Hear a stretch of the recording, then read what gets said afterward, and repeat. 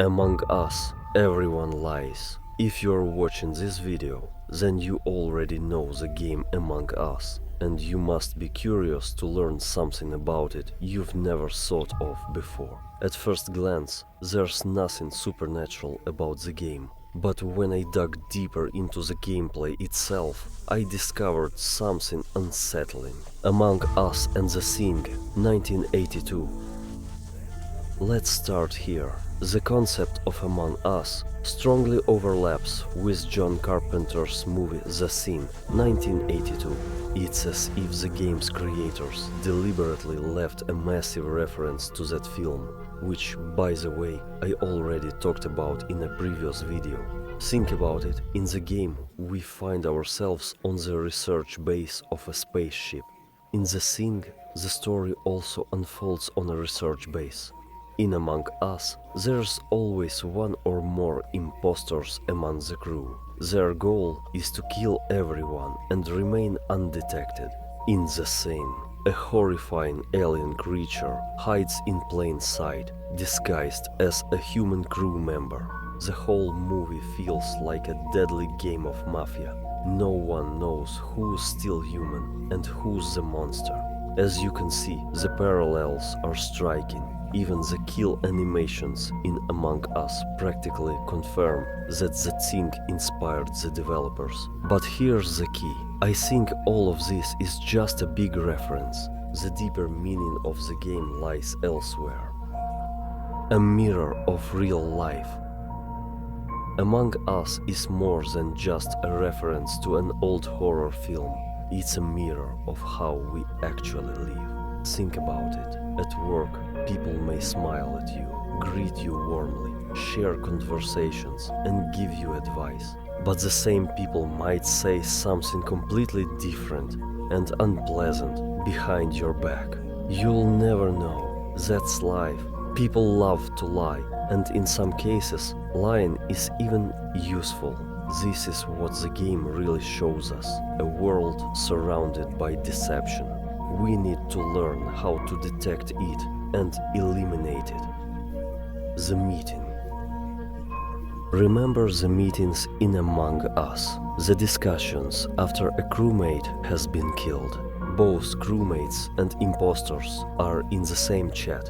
The impostors must be clever enough to trick others without exposing themselves as the killers. The crewmates must be vigilant, constantly watching for signs and voting out the intruders. Anyone sitting at that table could be the impostor. For the impostors, the goal is simple: kill everyone. For the crewmates, it's about identifying the threat and repairing the base at the same time. The lesson: the traitor can be anyone, and in life that means don't trust someone immediately after meeting them. Always take the time to get to know people better. And most importantly, know when it's safe to open up and when it isn't. The social mask. Imagine this: you meet a beautiful, friendly girl. She's charming and easy to talk to. On the very first day, you open up to her, share your secrets, and show your inner self like an open book. But later, those secrets are passed on to others, and the girl stops talking to you because you no longer interest her. That's a simple example of how people wear social masks in new relationships. Behind a kind smile, there may be a broken, depressive personality, one that reveals its true face only when the chance comes. The impostor in all of us. Every one of us embodies the impostor from Among Us. We hide emotions, we bury secrets, we deceive each other. In our subconscious, we carry countless details we never share. And the game reveals what many don't like to admit. People enjoy lying. In the role of the impostor, you can trick and kill in many creative ways. And that's what excites players. Subconsciously, we love it. We love to invent, deceive and manipulate. The game shows how lies and hypocrisy amuse us, how fun it is to trick others and watch them take false information for truth, making decisions that suit our deception. People love to lie. They lie for profit. The culture of lies. In the 19th century, a merchant, quoting the proverb, "You can't sell without deceiving," would slip rotten goods to a buyer.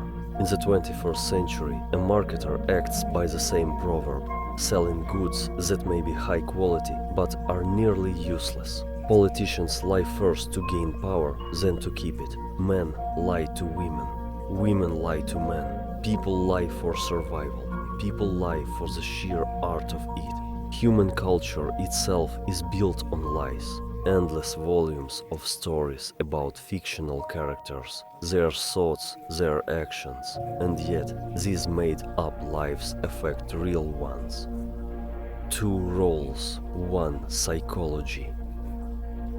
In Among Us, when you play as an impostor, you deceive and manipulate for your own gain. In the next match, you might be a crewmate, suspicious, cautious, desperate not to be tricked. Life works the same way. We constantly switch social roles, blending truth with lies. Within all of us, the two archetypes live side by side. The impostor, the liar who hides, manipulates, betrays. The crewmate, the paranoid observer who demands honesty, yet fears betrayal. And here lies the paradox: we love to lie, but from others we demand the truth. We want to deceive, but never to be deceived. That duality is the psychology of Among Us, and it's the psychology of human nature. Final thought. The story of Among Us revolves around the concept of deception. The gameplay exposes how skilled we are at deception. In the end, it all mirrors reality, and it proves one simple thing: everyone lies, even those who swear they don't.